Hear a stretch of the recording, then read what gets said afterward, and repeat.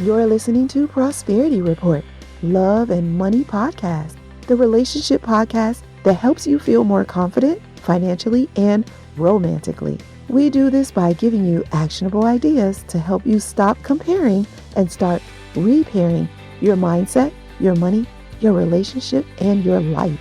I'm your host, Kanae Corder, best-selling author, international speaker, hypnotherapist, and financial therapist. Let's grow with the flow together. Enjoy the show. This episode is brought to you by my free Money Mentality course. Learn your money personality and how you can reach your full financial potential. Have you ever heard messages like, money doesn't grow on trees, we can't afford it, or money can't buy happiness? Neither can poverty, but there's no quote about that, right? Society has imprinted messages in your brain, and they're affecting you and how you handle money.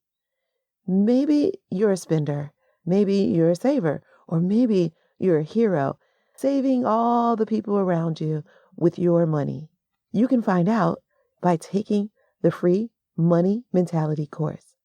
This free course will help you determine how to stop the negative behavior you have with money, how to continue doing the positive things that are working for you, and how to start doing new things, new behavior that will help you reach your full potential. You'll gain clarity, connection, and a community of achievers just like you. Thousands of people have already taken this course. Join us so you can learn your money mentality. It will be the easiest, most informative course you have ever taken. It's free, so the only investment is an investment of your time, which I know how valuable your time is. So I've made the course impactful, full of value, so you can get back more than you put in. And there's a free gift at the end. So go, check it out, and start reaching your full potential today. Go to KanaeQuarter.com/money-course. It's a small investment to make a big impact on your life. Again, that's KanaeQuarter.com/money-course. Take the Money Mentality course, gain clarity, connection, and a community. Go to KanaeQuarter.com/money-course. I'll see you there.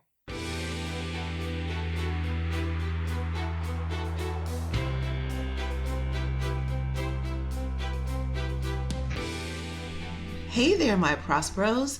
So today we're in for a treat. I am recording live from a Launchpad 2X event. You may or may not have heard me talk about Launchpad 2X, but we are live at Morris, Manny, and Martin, where we host our monthly Launchpad events. And I know you've heard me talk about my mentor, Bernie Dixon, and so she is going to talk to us about confidence and your relationship with confidence.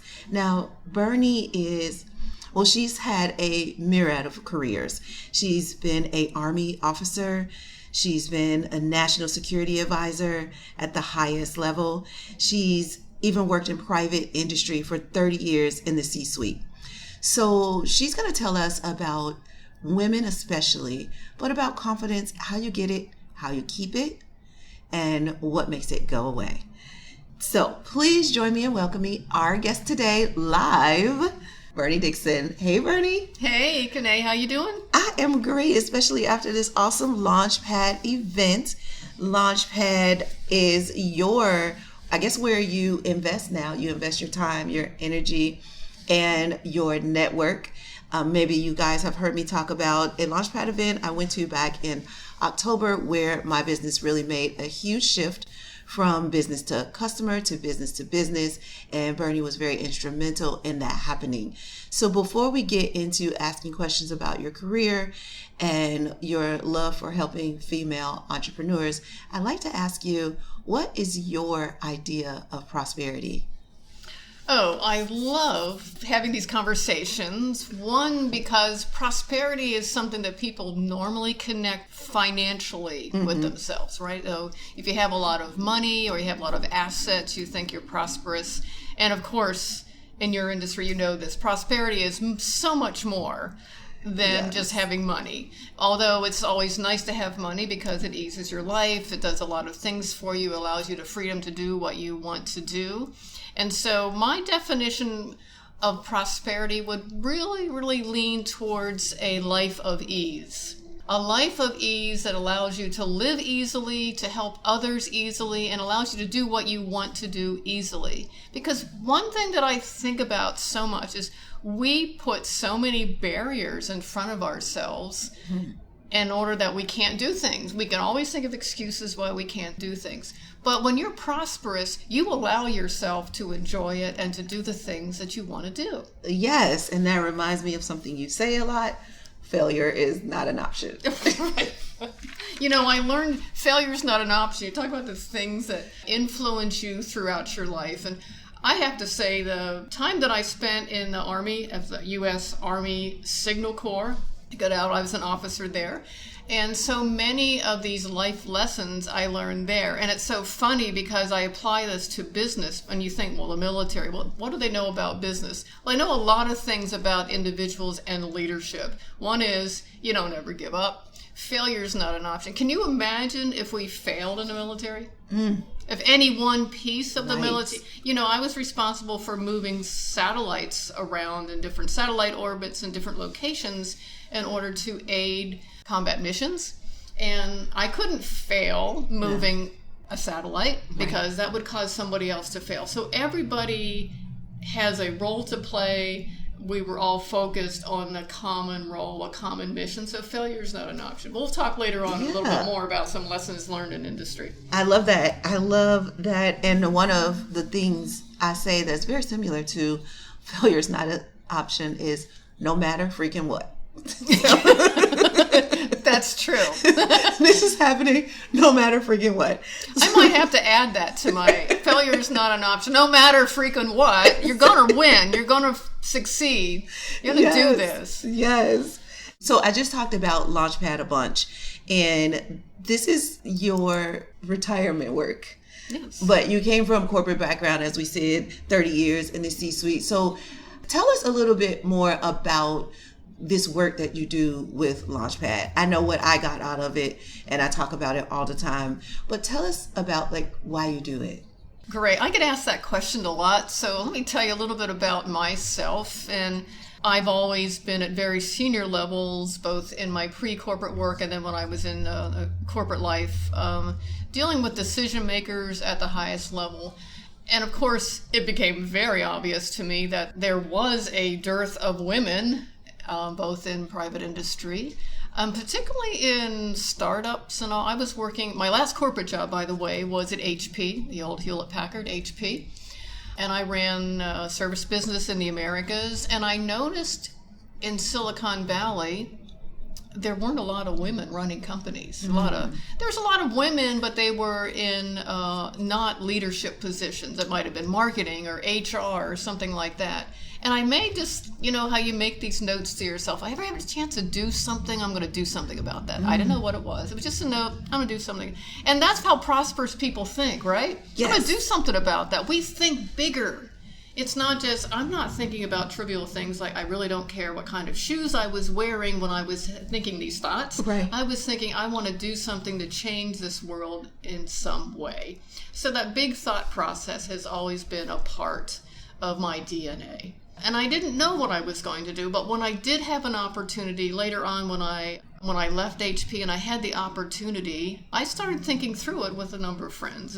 And we have a lot of ideas of how we might help women that are young in their careers or young in their businesses, how to help them be more successful.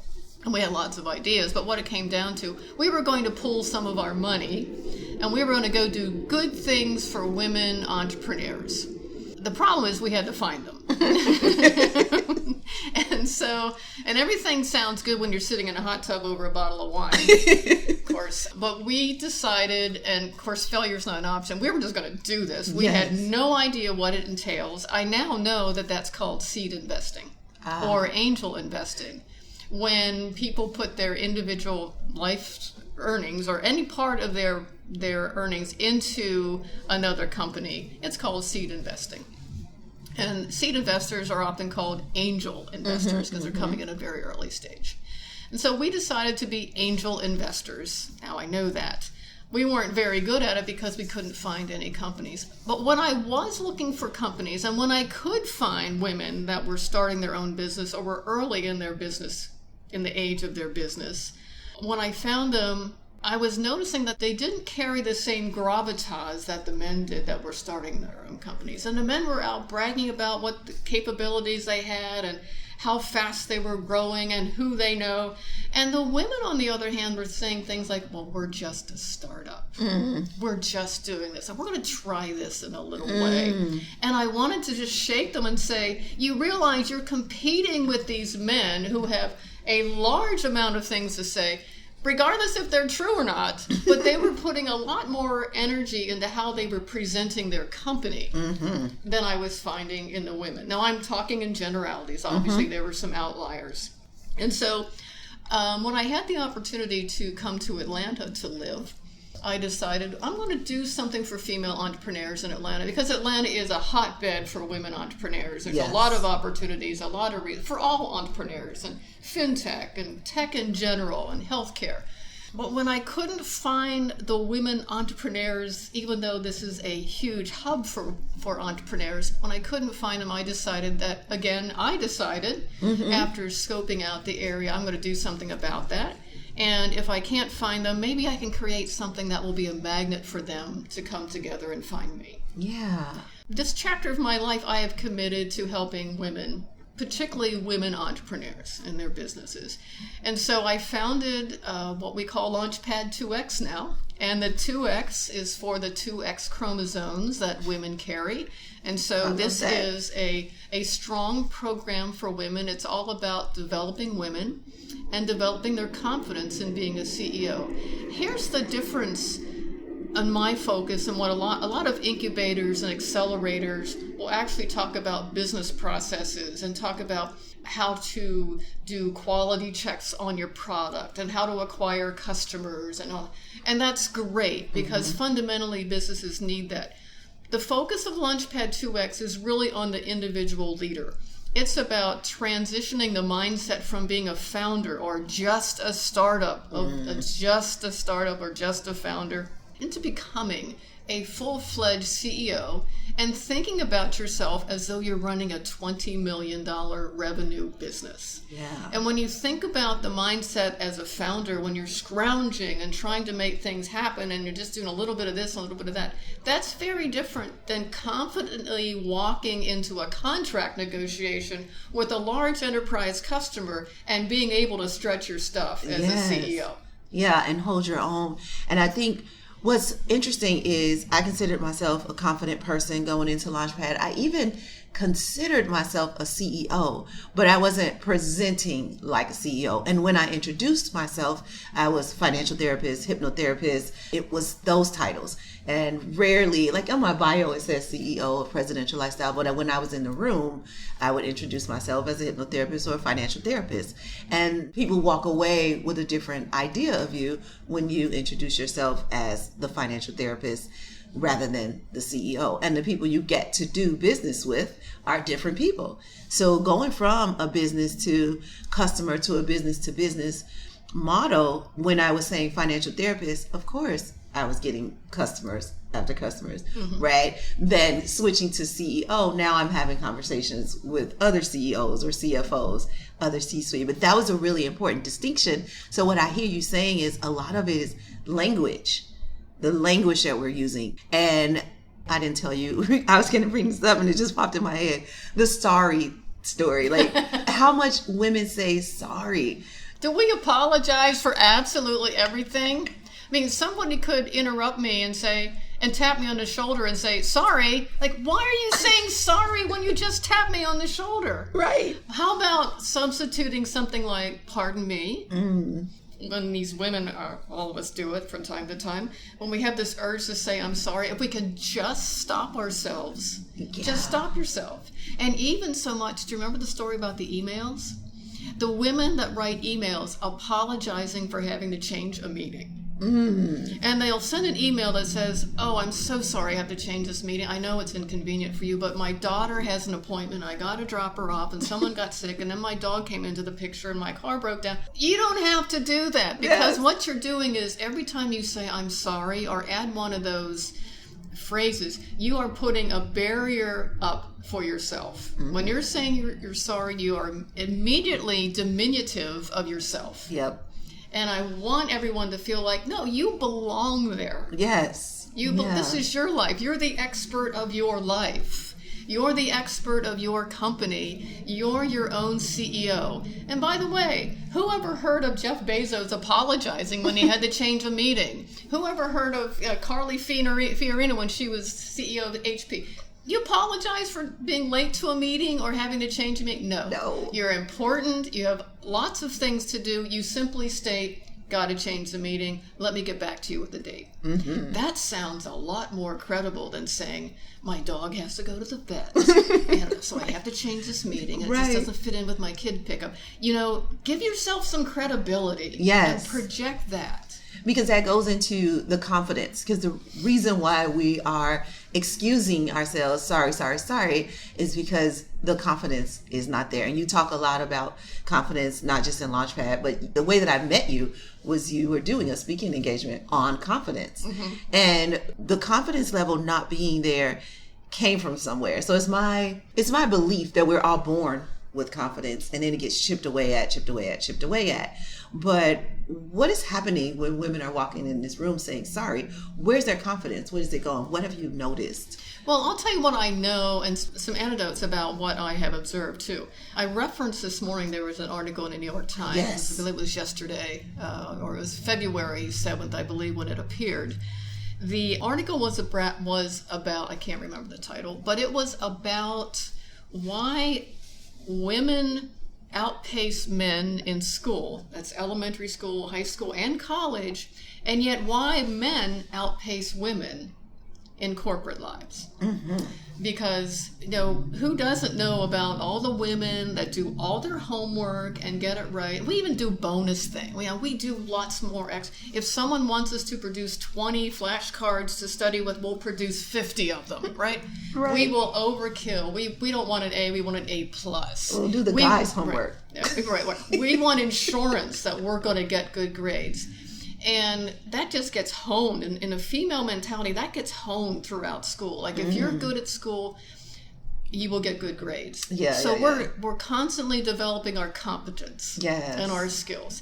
And schools just reinforce this. It's all about, you do this work, you get this grade. While women or girls are performing so well academically and studying and color coding all their notes and being perfectionists about it, men, on the other hand, are honing how minimal they have to do to get the same grade. Yes. Men, and I have a son and I have 3 daughters. So the son is a minimalist. And they'll figure out what they need to do to get an A, and they can get an A, but they're not going to put in any extra. So if you know that 90% is an A, the difference between getting 90 and 91 or 90 and 99% really doesn't matter to most boys. It really doesn't matter. But to girls, we want to perfect it. So this whole realm of perfection is owned by women. Are we not the perfection? We work at everything. We work at having the perfect birthday party for our kids. Yes. We work at the perfect schedule, the carpool schedule, right? We try to perfect everything when the difference between getting it really, really good and getting it perfect really doesn't. In this article, it really says that's the difference between being good and having a life or being perfect. So maybe you want to have a life and not go for that total perfectionism. But let me take that through then into corporate life. Yes. So in corporate life, it's not always just performance and competence that pays off. It's a lot of who you know. Yep. Who you're networking with, what your goals are, what you think's important. I'm generalizing, of course, to make points. There are definitely lots of outliers, and we can cite them later. But generally speaking, women like to do things that are important and impactful, and the men will like to do things that pay off for them. Yep. And that's just a very different mindset. And when we teach in Launchpad, you deserve a payoff too, even though you're doing something important. You don't have to sacrifice the payoff for doing something impact. important. Right. And so as we go through Launchpad, we try to get into the mindset of you're a CEO, you're doing big things, you deserve the payoff. Yes. You don't have to lower your prices to get business. Yes, that's what we teach. That's not always the solution. Maybe it is, but usually that's not the solution. Yeah, and sometimes the higher price, the more value people think they're going to get. The more if it's too cheap, they're like, it's probably not good. You're not as credible, right? Yeah. So you want to get in the right price point, and maybe even a questionable, should I be paying that much? And make them come into, make your customers choose your favor. Yes, and there's so much around it. If you imagine, if you don't have the confidence in business and you're the CEO, think of what we do know. And let me state this fact first. What we do know is that when women are forced to act or forced to do something, we will perform just as well as our male counterparts. But it's only our own ability to say, no, I'm not going to do that, or choose, or no, I'm not good enough, I can't do that. Think of how that can be reflected in corporate life. So just think that, here's a big contract that someone's letting out, that the mayor's office is letting out, and you're a female CEO. You may throw up all these excuses of why you don't meet all the qualifications for this contract. Let's say that here's a city contract, and in all their language they say you have to know Chinese, or you have to have this much insurance, and you're going to say, well, I don't know Chinese, and I don't have this, and I don't have that, so I won't qualify for that. Right. I want to say, and then you don't even apply. And so you don't act. You don't apply at all. In fact, male CEOs are much more likely to go for it, because someone has to win. Right. So it's a very different mindset. So one of the studies that happened at HP was we were wondering why we couldn't get more women to senior management positions. Women weren't even applying for the senior management, and we couldn't figure out why. So hire a consultant. Consultant comes in and says, oh, well, women aren't applying. Oh, yes, we know that. We know that women aren't applying. Right, the thing is, why aren't they applying? Right. And what we learned was that women will apply for a position when they think that they meet about 99% of the criteria for that position. Wow, that is incredible. That is so high. Because we want to be we have to be perfectly formatted, perfectly ready for that job, that contract, that company, that event in life. Whatever it is, we want to be perfect. Men, on the other hand, will apply for those positions when they meet 50, maybe 60% of the criteria. Wow. That is not just a one-off. That is across the board in corporate America today, that men are applying and going for positions.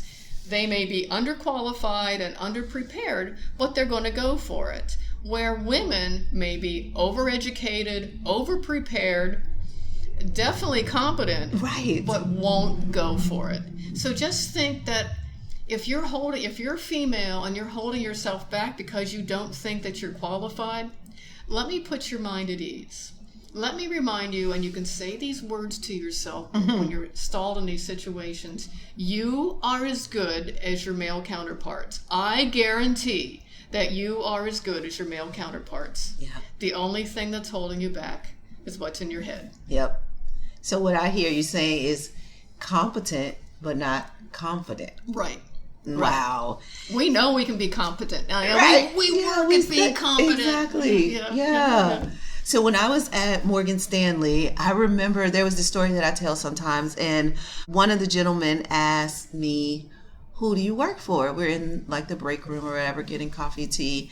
He said, who do you work for? And I said, Morgan Stanley, who do you work for? Because I'm thinking this has got to be a trick question. Maybe there's several companies under one roof. We all share the same coffee room. And he's like, no, which advisor do you work for? Yes. And I was like, oh, got it. No, I'm not an assistant. I'm an advisor myself. And he goes, really? Like, he's shocked and surprised. And I'm like, yeah, I'm an advisor myself. And he's like, wow. Well, let me ask you this. Now it gets worse. He says, how does it feel to pass the Series 7 test knowing that 75% of the people who take it fail. And I said, first of all, I didn't even know that 75%. I don't care that 75% of the people fail. I never thought I would fail. Going back to our failure was not an option. It never was an option. It wasn't even a thought. It was just, I'm taking a test so that I can get to this next step. So he goes, yeah, 75% of the people who take it fail. And to be honest with you, not a lot of women take that test anyway. Really? So that's probably men. And we just both cracked up laughing. Now, I could have easily been offended by that line of questioning, but it didn't matter. I was new to him. I was teaching him something in this moment. Not that I want to be that teachable moment for him, but that was what was happening in that moment. But that reminds me of sort of like a story or study that you share sometimes that I heard you share, and that 75% of people fail. Now, women are taking that test, like you kind of said about HP. Yeah. Now, let me explain that test here. So there's been a series of studies. So I'm just giving you one example, but this has been proven time after time after time. So this is at business schools. Let me just cite a particular study that was done. This one was in Italy, but it's been done in every country. The students were asked to rate themselves on how good they were at math and science. How good are you at math and science? And the women, on a scale of 1 to 10, the women would rate themselves maybe a 6. These are grad students, so maybe a 6, 6.8 in that, so they're well below 7. The men, on the other hand, would rate their knowledge or their capabilities in math and science at an 8 on a scale of 1 to 10. So just how first of all, step one is we think that we don't perform as well as men. But, we don't even know men are thinking. Right. They're rating themselves higher. So, we're not paying attention to that. So, and then in this particular study, they took the test, and when the scores were tallied, they found that both men and women scored about the same, and that was 7.6. Now, you can let it go at that, right? But if you look further into that, you can interpret that women obviously are underrating themselves. Yeah. They think that they're worse, so they're 6.8, but they're actually going to perform at a 7.6. Men actually were rating themselves at an 8.0, but actually performing at a 7.6. And so that, from my perspective, perhaps the men were overrating themselves against their capabilities, right? And perhaps the women were underrating themselves. Now, my husband has a very different interpretation of this. He says that the men who are rating themselves at 8 and performing at 7.6 were much more accurate in their predictions of their performance than the women. So, who were almost 10%. Right? Oh. You see, he thought because there was a narrower gap between their rating and performance that they were better. Right, because women said 6.8, but they actually performed at 7.6. Yeah, almost a point difference. Right, exactly. But his view is that, men knew that they would do somewhere around 8. 7.6 is somewhere around 8. So I just want to say, and it never dawned on me that to interpret it that way. Yeah. But let me tell you about another test that was done in England. So in this particular test, students had to rate themselves. Well, they had to actually do some sort of geometric figures placement on a computer screen. Before they took the test, before they did this configuration, they were asked, how good are you at math and spatial relationships?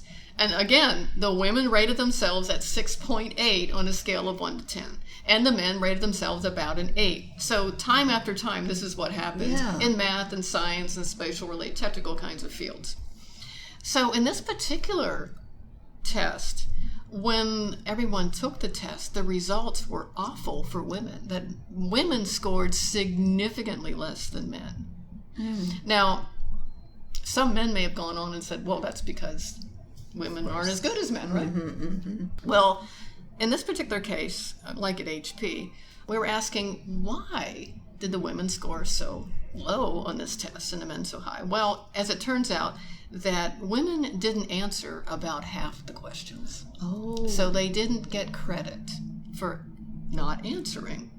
Okay, so let's try to remember. So next time, the instructions were the next phase of the test. The instructions were, everybody has to try to answer all the questions. Well, in that case, the women's scores went up a bit. And then on the third reiteration of this test, the instructions were everyone had to answer, not just try. You have to answer every question. And in that case, both men and women scored the same. It was about a 7.6 on that test. They both performed. But if you would have looked at the results of that test initially, you would have said women are not as competent as men in taking tests or in that particular subject. But if you look further into it, it's because women didn't even answer the questions. But when they had to answer the questions, they scored just as well as men. So when women have to act, when we're forced to act, whether we force ourselves to act or somebody else forces us to act, we will do just as well as our male counterparts. Wow. Thank you. Yeah. So we show up when we need to show up. Well, we don't necessarily think we're going to show up in advance. And when pushed, we then can show up, like the woman who lifts the car off of the baby, shop, right? Yes. Yeah. One of the quotes out of the Launchpad class that people have quoted me on is, the successful women are those that step up at the right time. So you don't have to go through your life stepping up to everything. Wow. Because that you could wear yourself out, because we're perfectionists, right? Yes. We're going to step up. We're going to step up in a big way.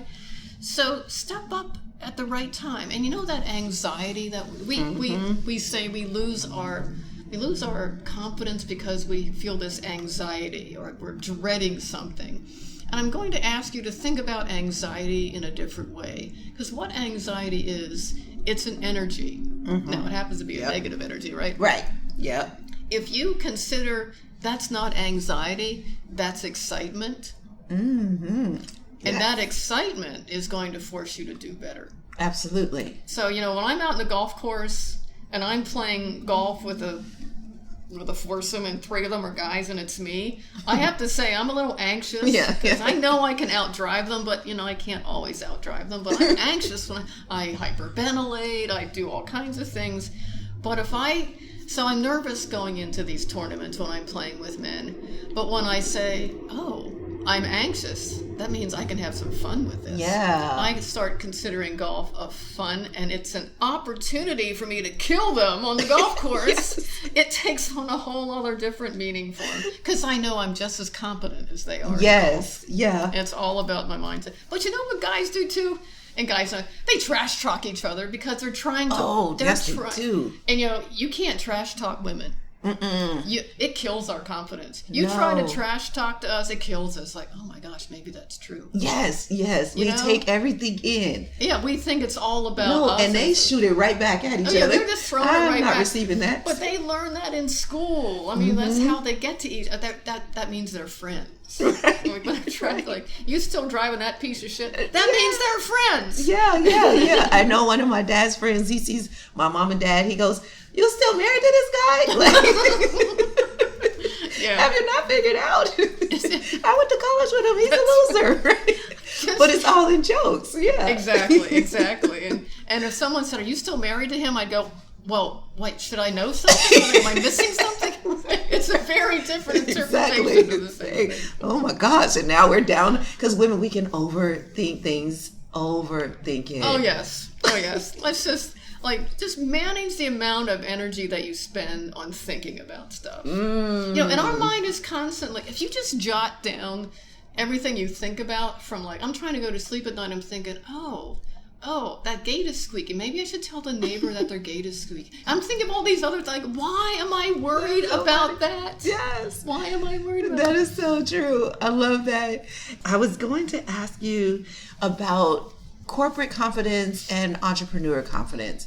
Is there a difference? Are women more confident in one area and less confident in another area, or is it pretty much the same? It's a different kind of confidence because they're very different scenarios.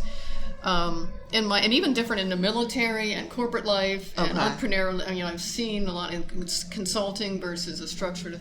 So what you find in large enterprises and large corporations is you find that there are just processes.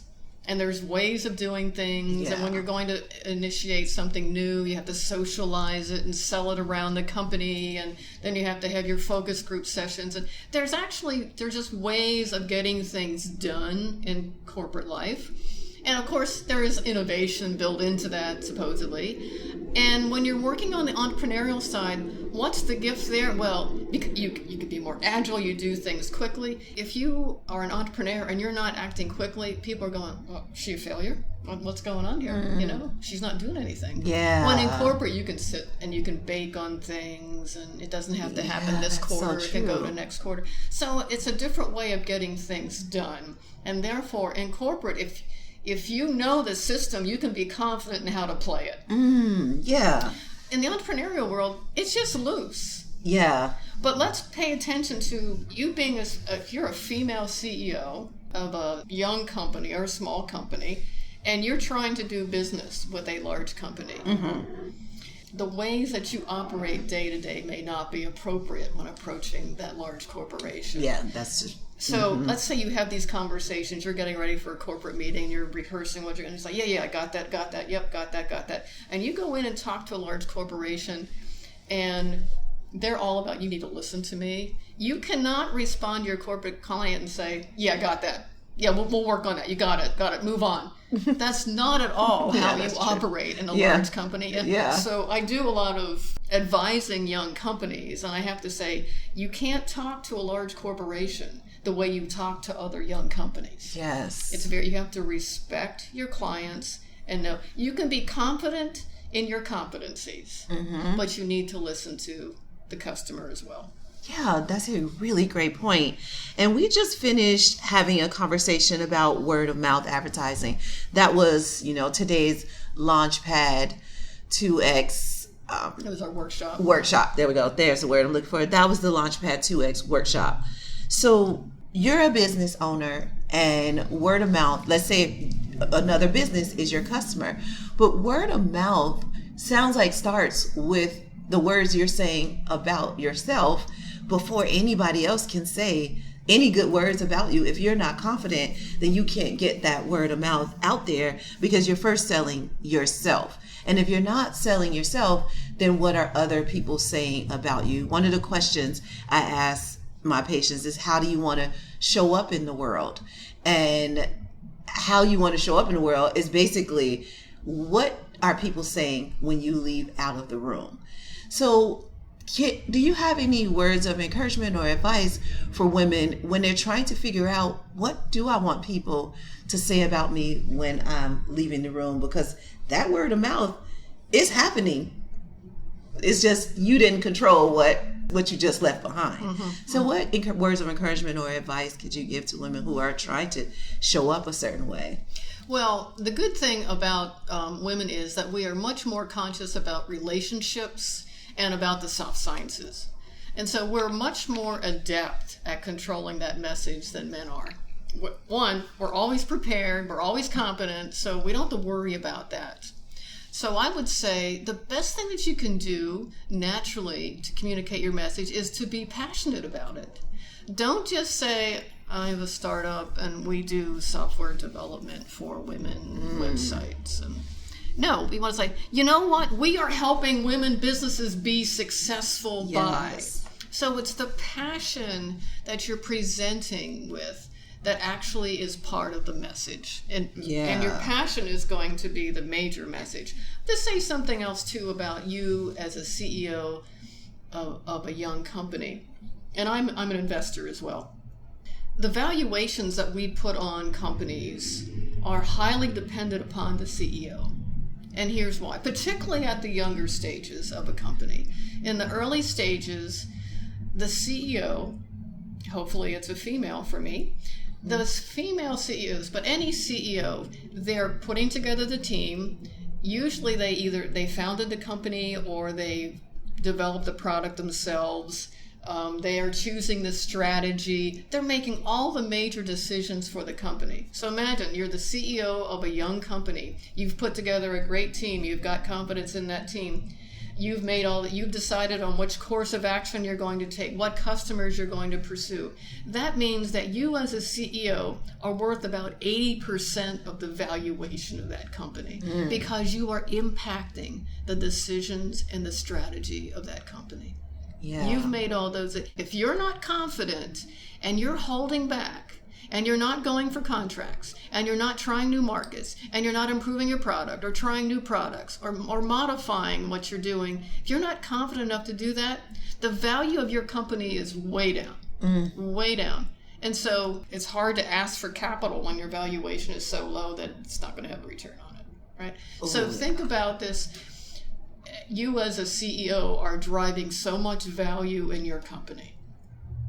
But isn't that part of your prosperity too? I mean, yes. Look at this. So prosperity, the life of ease. You get to be a CEO. You get to make all these decisions. You get to impact the world with your product and services. At least you may be impacting people 2 or 3 at a time, but you are making an impact. And if you can talk passionately about that, and you probably will if you are, if you're serious about your business, you're passionate about it, you're going to have a much bigger impact on others. And that's what is so rewarding about prosperity. Yes, it is. And I have one more question for you, but I did want to see if you could talk just a little bit real short about, you said the money. So the women aren't going after the money, but I know you sometimes talk about like a very little small part of venture capitalist money is even going to women businesses. I don't like to quote these statistics, but I'll tell you what we know. They are facts.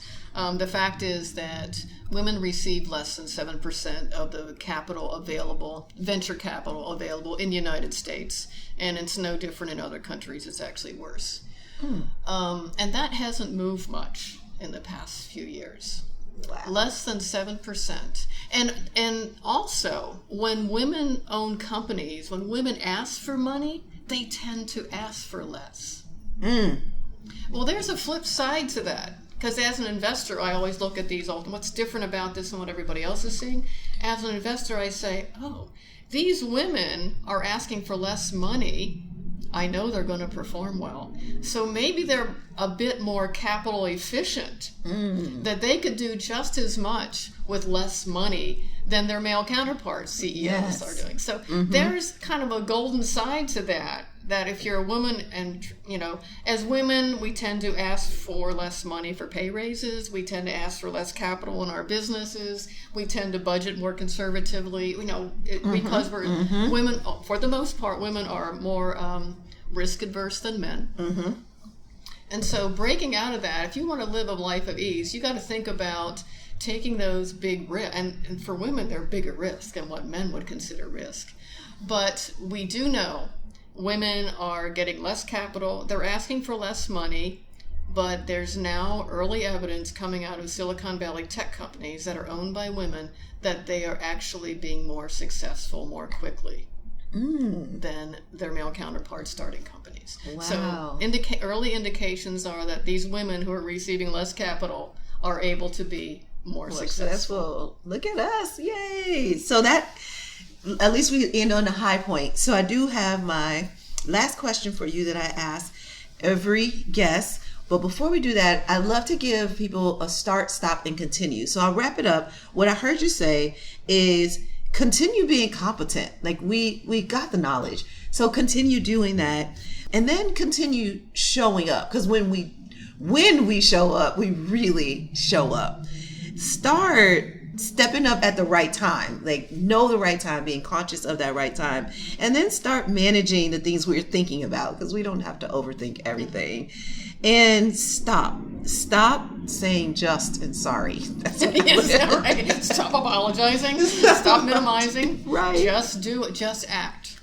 So the last question I have for you is, what is the best professional or business advice you've ever received, or the advice you wish somebody would have told you? This is so easy for me. I received so much advice from the drill instructors that I had in the Army. A lot of comical advice too, but what I learned early in my career and was reinforced when I got into private industry in the corporate world, one is think big.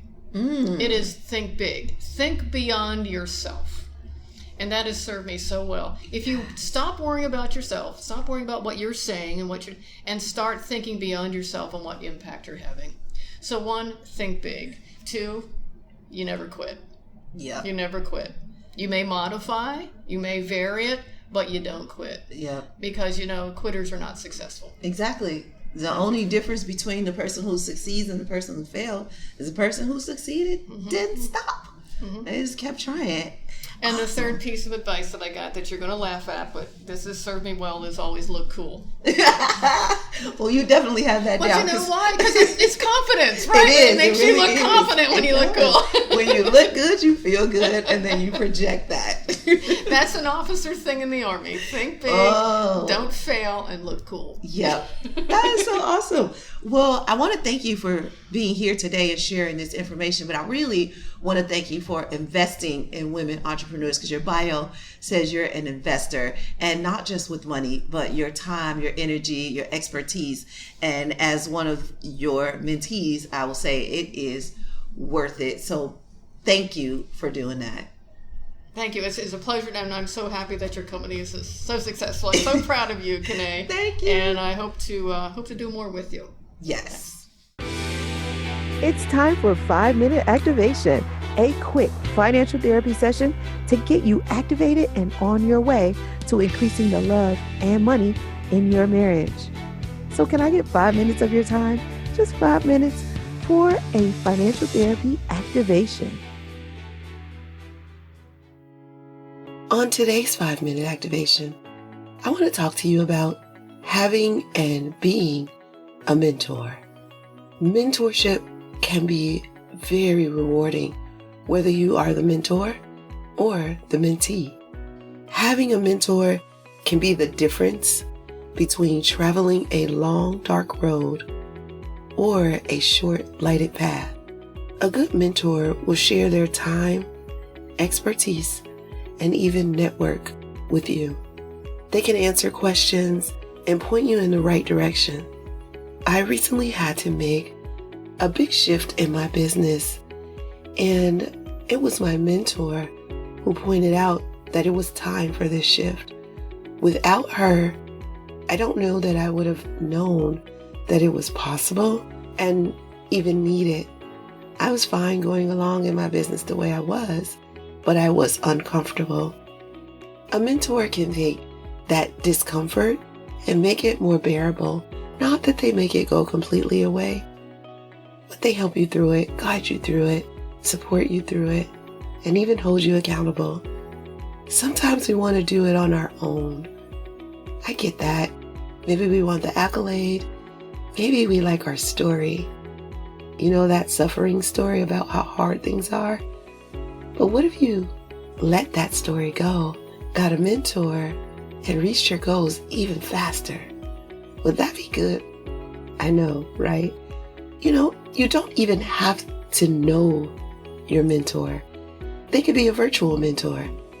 Each year, I choose a few virtual mentors, people who I may never meet, but I can see them and watch them and take advantage of some of the decisions they make that might help me in my life. Now, this isn't a true mentor. They're not guiding me, so to speak, and they don't know me. But a virtual mentor can be a good start that maybe you admire, maybe somebody in your industry that's further along than you are. You can meet with your mentor once a month or even twice a year. There are no rules to the mentorship. You just have to make them up. You just have to know what you need and know what your mentor is capable of. So don't worry about trying to get it right. Focus more on just getting it in place. You'll figure it out as you go. And when you think about being a mentor, that can be really rewarding. Just the idea that there's somebody you are paying it forward to. Because somewhere in life, even if you didn't have a mentor, somebody somewhere made your journey just a little bit easier, made your load just a little bit lighter.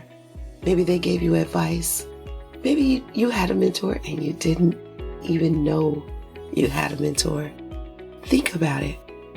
Who's guided you? Who's maybe stopped you from making mistakes that could have really hurt you? Who's been there for you, giving you that hindsight that you just didn't have, showing you the blind spots that you couldn't see on your own? Wouldn't it be great to be that for somebody else. If you've had somebody like that, take the time to thank them. Have the gratitude and just say, thank you. Maybe you send them a card. Maybe you take them to lunch. Or maybe you just say it. That sometimes is enough. But if you haven't had a mentor, maybe it's time. Give some thought to who could mentor you into this next phase of your life. Maybe it'll be a virtual mentor. It could start there. Then you can make a list of people you'd love to mentor you and be intentional about attracting it into your life. And maybe you've heard the saying, when the student is ready, the teacher will come. Yeah, get yourself ready. It's time for you to be guided. You don't have to do it on your own. And that's our 5-minute activation for today. I'll see you sooner. Hey guys, thanks for listening. If you want more love and money conversations, subscribe to this podcast. Also, tell your friends about us. I'll see you next episode. But in the meantime, head on over to KeneQuarter.com for more tips, tools, and resources. And go ahead and leave us a comment if you like. We'd love to hear from you. This show is not to replace professional counsel. The best advice comes from a professional you know. The topics discussed in this podcast are general in nature and are for entertainment and informational purposes only. We encourage you to meet with a professional to discuss your specific situation, whether financial or therapeutic. That's all for now. I'll see you sooner. Remember, no matter what anybody ever tells you, you can have wealth in all of its forms. Believe it, and you will soon see it.